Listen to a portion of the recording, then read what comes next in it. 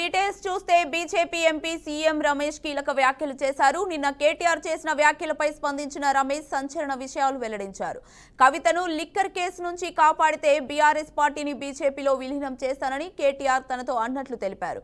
ఇది నిజం కాదని తన ఇష్టదేవుడిపై ప్రమాణం చేస్తావా అంటూ సవాల్ విసిరారు. కేటీఆర్ అడిగినందుకే బీజేపీ హైకమాండ్తో మాట్లాడానని అన్నారు. సీఎం రమేష్ వ్యాఖ్యలు ప్రస్తుతం తెలుగు రాష్ట్రాల్లో సంచలనం రేపుతున్నాయి.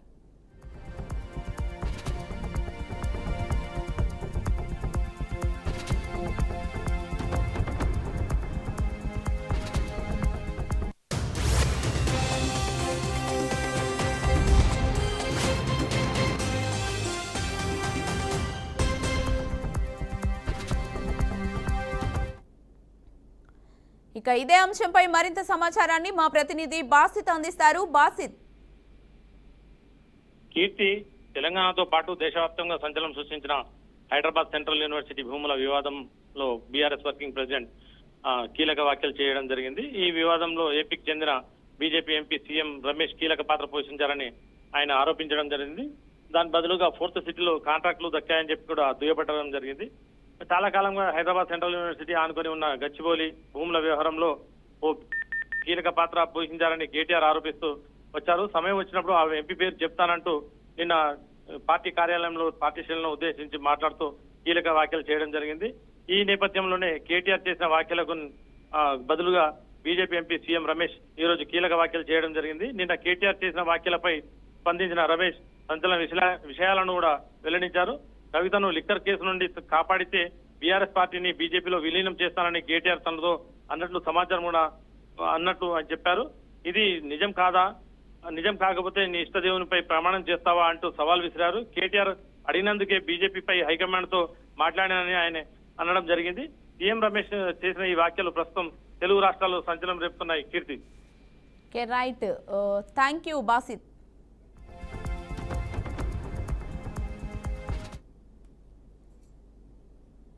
సీనియర్ రాజకీయవేత్త కేంద్ర మాజీ మంత్రి అశోక్ గజపతిరాజు ఇవాళ గోవా గవర్నర్ గా పదవి ప్రమాణ స్వీకారం చేశారు. ఈ కార్యక్రమానికి పలువురు కేంద్ర మంత్రులు, ఏపీ మంత్రులు పాల్గొన్నారు.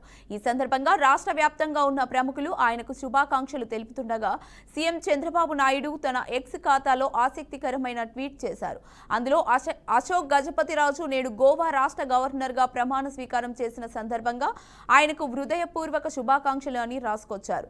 మంత్రి లోకేష్ కూడా సోషల్ మీడియా వేదికగా శుభాకాంక్షలు తెలిపారు. I, Pushpati Ashok Gajpati Raju, do swear in the name of God that I will faithfully discharge the functions of the Governor of Goa and will, to the best of my ability, preserve, protect and defend the Constitution and the law, and that I will devote myself to the service and well-being of the people of Goa. I, Pushpati Ashok Gajpati Raju, do swear in the name of God that I will faithfully discharge the functions of the Governor of Goa and will, to the best of my ability, preserve, protect and defend the Constitution and the law, and that I will devote myself to the service and well-being of the people of Goa. I, Pushpati Ashok Gajpati Raju, do swear. AP deputy CM Pawan Kalyan పై YCP నేతలు పోలీసులకు ఫిర్యాదు చేశారు. ఇటీవల పవన్ కళ్యాణ్ నటించిన హరిహర వీరమల్లు సినిమా success meet లో దాడులు చేయాలని అభిమానులను రెచ్చగొట్టారని ఆరోపిస్తూ వైసీపీ నేతలు గుంటూరు జిల్లా తాడేపల్లి పోలీస్ స్టేషన్లో ఫిర్యాదు చేశారు. సినిమా సక్సెస్ మీట్ లో పవన్ కళ్యాణ్ వైసీపీ నాయకులపై అనుచిత వ్యాఖ్యలు చేసి జనసేన కార్యకర్తలను దాడులకు ప్రేరేపించారని వైసీపీ నేతలు ఫిర్యాదులో తెలిపారు. రాష్ట్రంలో శాంతి భద్రతలకు విఘాతం కలిగించే విధంగా వ్యవహరించారని, అభిమానులను రెచ్చగొట్టి హింసాత్మక చర్యలకు ప్రోత్సహించారని వైసీపీ నేతలు వెల్లడించారు. ఈ ఆరోపణపై దర్యాప్తు ప్రారంభించినట్లు తాడేపల్లి పోలీసులు వెల్లడించారు.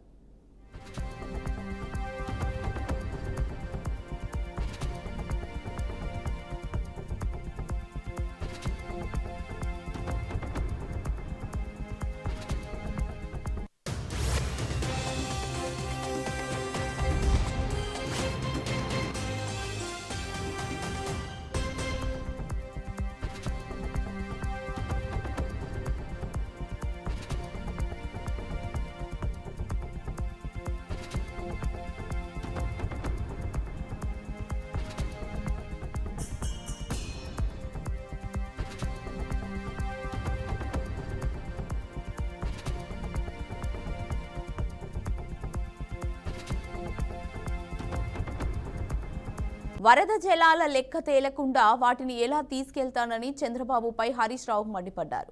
నీళ్లు నిండుగా ఉంటే గోదావరిపై తెలంగాణ ప్రాజెక్టును ఎందుకు వ్యతిరేకించావని చంద్రబాబును హరీష్ రావు నిలదీశారు. రేవంత్ రెడ్డి తెలంగాణ ప్రయోజనాలను చంద్రబాబు కాళ్ల దగ్గర తాకట్టు పెట్టారని ఆరోపించారు. చంద్రబాబు ఉమ్మడి ఏపీలోనే కేటాయించిన నీళ్లనే అడ్డుకుంటున్నాడని మండిపడ్డారు. ఖచ్చితంగా బనకచెర్ల ప్రాజెక్టును అడ్డుకోవాల్సిన అవసరం ఉందని స్పష్టం చేశారు. హైదరాబాద్ ఉప్పల్ సమీపంలోని మల్లాపూర్ VNR గార్డెన్లో నిర్వహించిన బీఆర్ఎస్వి రాష్ట్ర స్థాయి సదస్సుకు హరీష్ రావు హాజరయ్యారు. బనకచెర్ల ప్రాజెక్టుపై పవర్ పాయింట్ ప్రజెంటేషన్ ఇచ్చారు.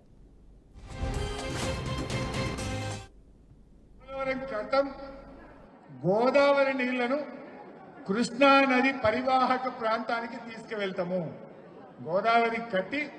గోదావరి మీద పోలవరం కట్టి ఆ గోదావరి నీళ్లను కృష్ణా నది పరివాహక ప్రాంతం అంటే కృష్ణా నది కింద పారే ఆయకట్టుకు ఈ నీళ్లు తీసుకుపోయి పారించుకుంటాం.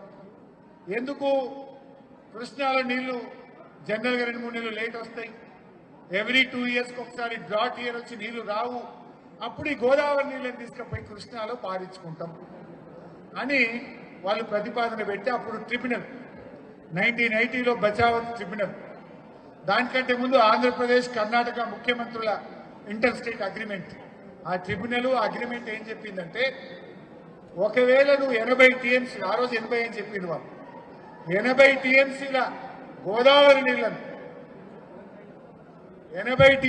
గోదావరి నీళ్లను కృష్ణానదికి మళ్లిస్తే 45 TMCలు నాగార్జున సాగర్ ఎగువ భాగానికి ఇవ్వండి, 21 TMCలు కర్ణాటకకి ఇవ్వాలి, 14 TMCలు మహారాష్ట్రకి ఇవ్వాలి అని ట్రిబ్యునల్ అవార్డు ఇచ్చింది.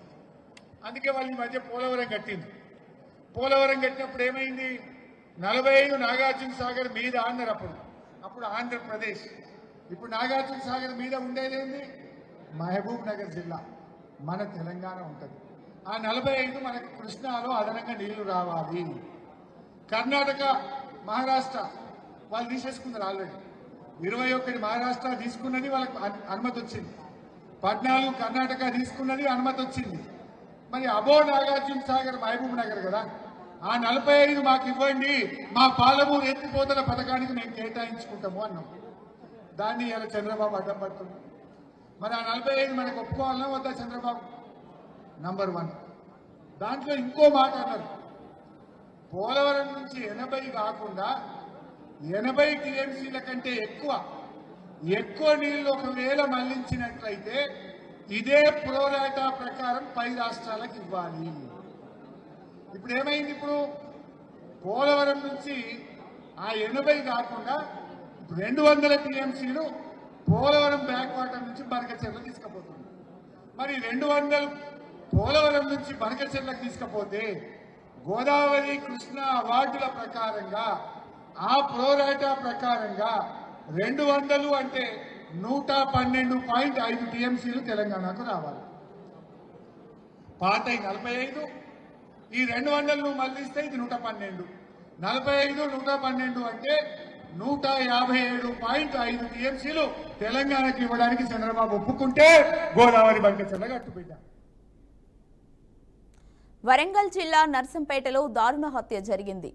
దుగ్గొండికి చెందిన నాగేలి రాకేష్ జూన్ 20న హైదరాబాద్కి పోతున్నట్లు ఇంట్లో చెప్పాడని కుటుంబ సభ్యులు తెలిపారు. అదే రోజు సాయంత్రం యాక్సిడెంట్ అయిందని ఫోన్ చేశారని బంధువులు చెప్పారు. స్నేహితులు రోడ్డు ప్రమాదం జరిగిందని తెలిపారని, కానీ అది ముమ్మాటికి హత్య అంటూ ఆరోపణలు చేస్తున్నారు. పోలీస్ స్టేషన్లో ఫిర్యాదు చేసినా అది యాక్సిడెంట్ అని చెప్పారని బంధువులు వాపోతున్నారు. తమకు న్యాయం కావాలని, రమేష్ మృతిపై విచారణ జరిపించాలని డీసీపీని వేడుకుంటున్నారు.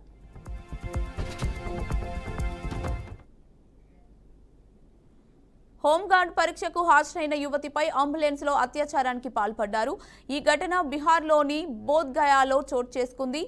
హోంగార్డ్ పరీక్షకు బోధ్గయ ప్రాంతానికి చెందిన ఓ యువతి హాజరైంది. ఫిట్నెస్ టెస్ట్ సమయంలో స్పృహ తప్పి పడిపోగా అధికారులు అంబులెన్స్లో ఆసుపత్రికి తరలించాలని సూచించారు.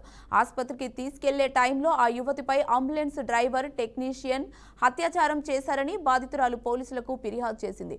దీంతో నిందితురాల్ని పోలీసులు అరెస్టు చేశారు. అంబులెన్స్ డ్రైవర్ వినయ్ కుమార్ గా, టెక్నీషియన్ అజిత్ కుమార్ గా గుర్తించారు.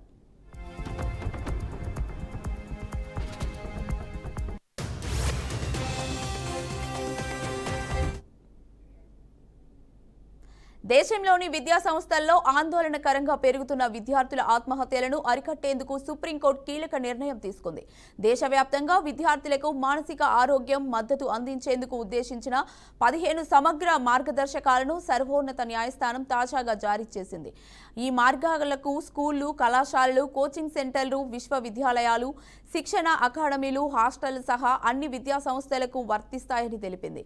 విద్యా ఒత్తిడి, పరీక్షల భయం, సంస్థాగత మద్దతు లోపం వల్లే విద్యార్థులు ఆత్మహత్యలకు పాల్పడుతున్నారని కోర్టు తీవ్ర ఆందోళన వ్యక్తం చేసింది.